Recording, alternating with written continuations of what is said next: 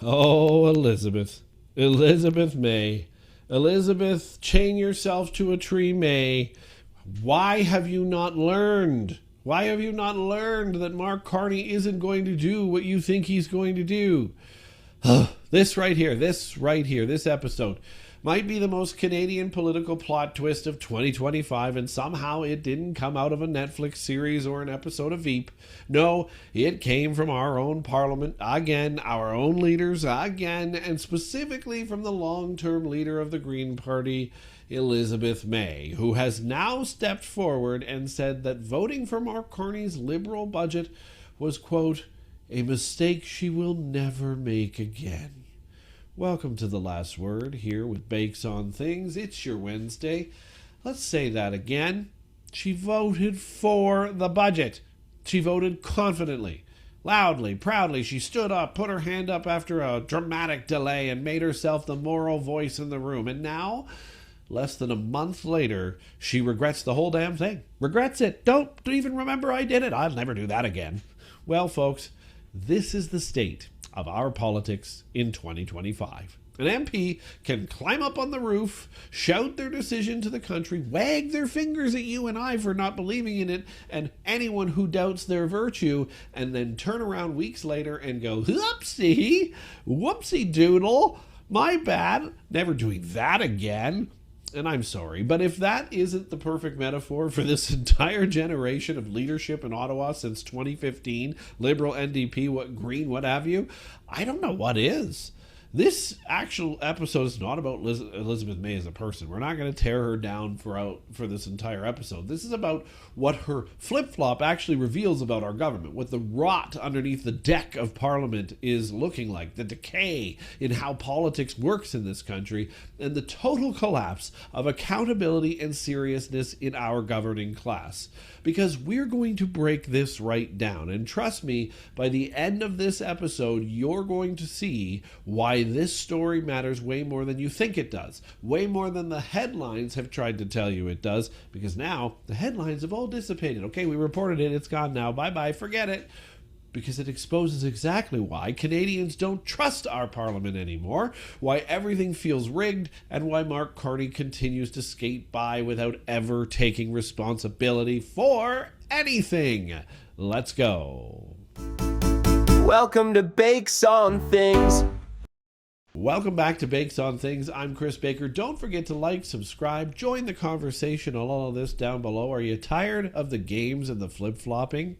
I know I am. Listen, Elizabeth May didn't just vote for the Liberal budget, okay? She voted for it after receiving assurances, apparently. That's the word, anyway. The word from Stephen Guilbeault and Mark Carney's office that enhanced oil recovery credits would assuredly not be in the deal, Elizabeth. So please, we need your vote. Please put your hand up. She says she asked directly. She says she worried this was coming. She says she heard the rumors. And Guilbeault, of course, no longer in Carney's cabinet, the environmentalist extraordinaire, the climate activist, the guy who literally chained himself to buildings in Montreal, told her, no, Elizabeth, no, don't you worry your little green head. The government won't do that to you. And then 10 days later, not 10 months, not 10 weeks, not 10 anything other than 10 days, Mark Carney signs a memorandum of understanding, again useless but still exists, with Alberta Premier Danielle Smith that does exactly the thing he promised would not happen to Elizabeth. Enhanced oil recovery tax credits. Boom! There it is. There they are, in black and white on an MOU. And suddenly, Elizabeth May is standing in front of the camera saying, I don't know if the Prime Minister lied, but he needs to consider what his words mean. Okay, let me translate that from Ottawa speak into English, Elizabeth. She's basically saying he lied, because the reality is he did. He's an opportunist. He tells you the great thing you need to hear to vote for his budget, then he tells Danielle what she needs. When a politician says, I'm not saying he lied, he lied. But here's the part that should infuriate every Canadian watching today's episode. Her vote wasn't even decisive. The budget was always going to pass because the NDP and Conservatives had abstentions lined up. They knew the Liberal play here was to try and get an early Christmas election and run the table with a majority, and they didn't want that. This was not a minority-saving vote. This was not do or die. This wasn't even pivotal. So why does this matter so much then? Why are you so wound up about this, Chris? Because she voted for something she herself didn't trust, based on a gentleman's agreement, and in the year 2025, no less, with a Liberal government that has broken more promises than any government in modern Canadian history. This particular one, both the Justin Trudeau side of it and Mark Carney's. And now she regrets it. I could have told you that was coming, Lizzie. Because of course she does. Anyone who would have seen this coming except the people inside the Ottawa bubble. People who still believe that Mark Carney's an honest man. And that is the problem right there. Because the answer, my friends, is blowing in the Carney wind. And the answer is that he lied. That's the answer. And he continues to do so. And the problem isn't Elizabeth May's regret. It's the fact that this is becoming normal for our government. This should be shocking, right? You should be sitting there watching this episode going, clutch the pearls. But an MP voting for something one week and for regretting the damn thing the next week? A prime minister saying one thing privately and doing the exact opposite in reality? A cabinet minister dispatched as the closer, the vote getter, the guy who promises the moon to get the one more yes, I agree. This should be outrageous. This should be front page news for a week. This should cause political earthquakes in this country, but not in Canada. Not in Canada at all. This is just another Wednesday. This is exactly why Canadians are wiped right out, are exhausted with our politics. Because nothing is done on principle anymore. Everything is transactional. Everything is horse trading behind the scenes. Everything is whispered assurances and nod and wink deals that are later walked back with, oops, circumstances changed, blame Donald Trump. And by the way, if Stephen Guilbeault is quitting cabinet over this, you know it's probably pretty bad. When Stephen Guilbeault can't handle the climate betrayal happening in this government, when he throws up his hands and says, I'm out, that tells you everything you need to know. That means the Liberals, though they do hide it very well, are in disarray. That nobody knows what Mark Carney believes in because Mark Carney doesn't know what Mark Carney believes in. He just moves to power. This government is so chaotic, so disorganized, so desperate for a win that they will promise anyone anything to get through to the next vote. Which brings us to the much bigger issue in all of this, doesn't it?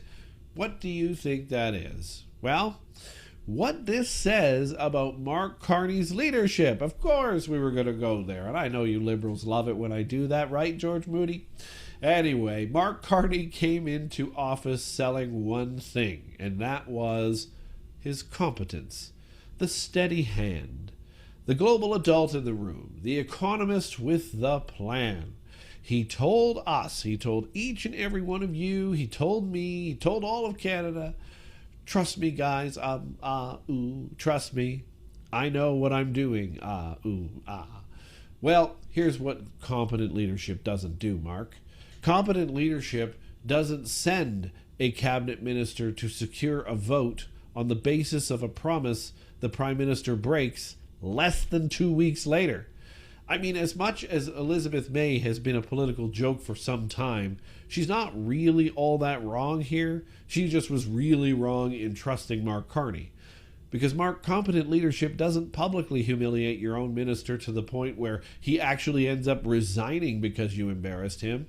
Competent leadership doesn't roll out a budget, swear on a stack of briefing binders that enhanced oil recovery tax credits won't happen in that budget, and then sign a deal with Alberta, adding them right back in. Competent leadership, Mark, doesn't burn political capital so casually that Elizabeth May, who has been in Parliament since the BlackBerry was considered cutting edge, says supporting your budget was a mistake. See, we don't get leadership in this country with the Liberals right now. We get a real kicker, though. Here is that real kicker.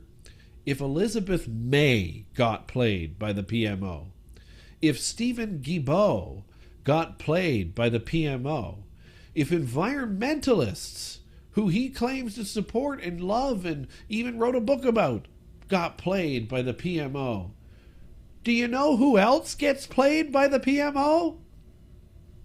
You're looking at yourself right in the reflection of your screen. Canadians, the public, you, me, every single person in this country who was told this budget is responsible. This budget is credible. This budget reflects our values. You're a criminal if you don't love it. You're a criminal if you say you don't support it. Because if they can twist the truth to their own allies, the own people they hold hands with, imagine what they're going to do to you with spin. I mean, we have to be getting this now, right? Everybody's getting this. You're seeing it. The true crisis. A country where words mean nothing, essentially, especially if it comes from the Liberals' mouth. Elizabeth May said something incredibly important in her interview, and I want you to think about what she said. I will quote it because I don't have it here for you, but if you look it up, you can Google it. I know, bring the receipts. Liberals are going to say that first thing right away. Well, here's the receipt. Here's the quote. I think the Prime Minister needs to consider what his word means. That sentence should terrify all Canadians, even if it does come from Elizabeth May, because what she's really saying is the Prime Minister's word means nothing. It means nothing. But I want you to also understand what a memorandum of understanding is. It's the Prime Minister's word. So if the Prime Minister's word means nothing in speech, it also does on MOU. This is why Canadians don't trust political institutions anymore. This is why people believe Ottawa is broken, including myself. This is why confidence in government is at historic lows. Because when leaders aren't bound by their own promises, and I get it, politicians break promises, but this is uncanny. This is unheard of. When they say things privately, they reverse publicly. When they treat commitments as disposable politics, then politics becomes a game. And we are the ones paying the price in this game, not them. They won't pay the price until you vote them out. This is what's wrong with Canadian politics right now. We have a government addicted to announcements, allergic to accountability and actually getting work done, and incapable of now telling the truth for more than 10 consecutive days. He didn't even hold on to this for her for a month. We have MPs voting based on vibes instead of facts. We have ministers quitting because their own leaders blindside them. We have backroom deals shaping national policy more than consultations, parliament debate, or transparency. Mario Zelaya reported very recently that Mark Carney really has been pushing the NDP to cross the floor or at least join another coalition. Would you with this guy? When we wonder why nothing in this country works anymore, why housing is a disaster, why healthcare is crumbling, why inflation is still biting families, why trade talks keep blowing up, it's because the dude can't keep his word.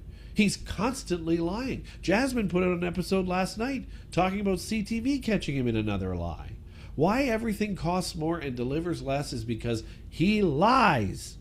It's because we have a political culture where people say one thing today and do the exact opposite tomorrow, in particular, the head of the snake, the Prime Minister, and nobody pays a price for it.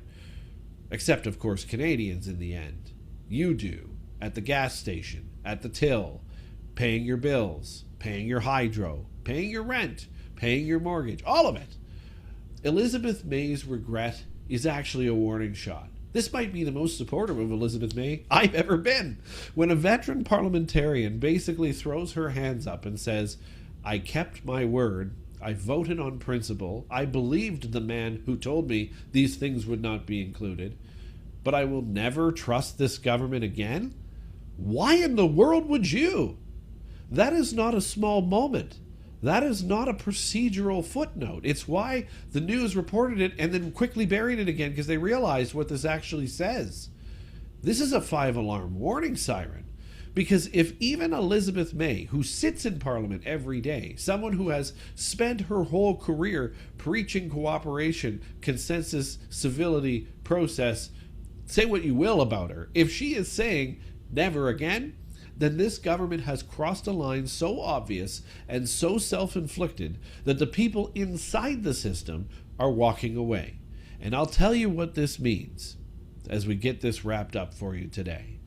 What this means is it means Mark Carney's support in Parliament just got shakier. It actually should excite us all, because if Elizabeth May is never going to vote with him again, and hopefully she keeps that word, he's lost a vote. It means future confident votes won't be as smooth as he wants. It means he has fewer people willing to take him at his word. It means the public is going to start asking what other promises were broken behind closed doors. It means the bus he keeps throwing people under is getting pretty crowded right now. So let's wrap this whole thing up, shall we? And let's wrap this up with the bigger issue, the bigger message for all of you. Canada deserves better than this. Don't you feel that way? Don't you feel, even if you're liberal, don't you feel like you're being slighted here a little bit? Because this isn't about a Green Party vote. This isn't about the MOU with Alberta.